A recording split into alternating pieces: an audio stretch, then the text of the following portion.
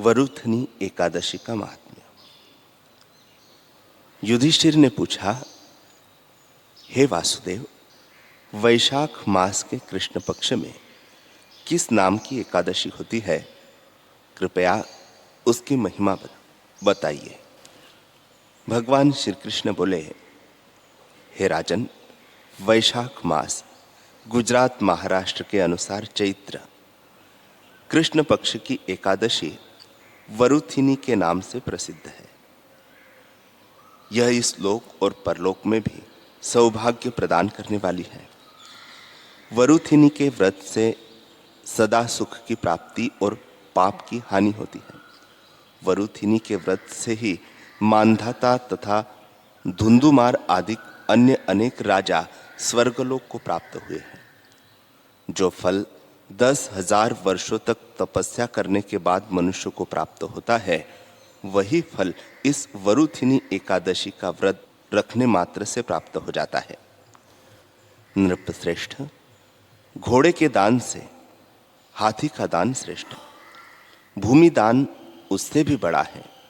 भूमि दान से भी अधिक महत्व तिल दान का है। तिल दान से बढ़कर स्वर्ण दान और स्वर्ण दान से बढ़कर अन्न दान है, क्योंकि देवता, पितर तथा मनुष्यों को अन्न से ही तृप्ति होती है। विद्वान पुरुषों ने कन्यादान को भी इस दान के ही समान बताया है। कन्यादान के तुल्य ही गाय का दान है। यह साक्षात भगवान का कथन है।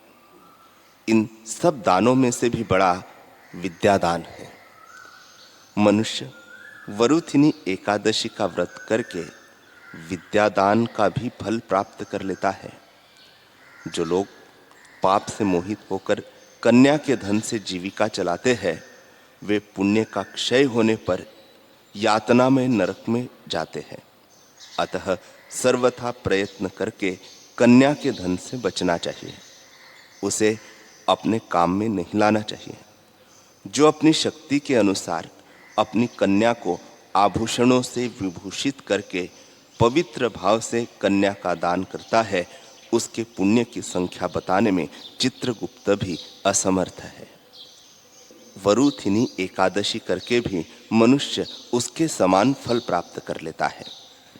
राजन, रात को जागरण करके जो भगवान मधुसूदन का पूजन करते हैं, वे सब पापों से मुक्त हो परम गति को प्राप्त होते हैं।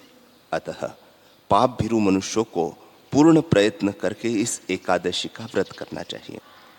यमराज से डरने वाला मनुष्य अवश्य वरुथिनी का व्रत करे।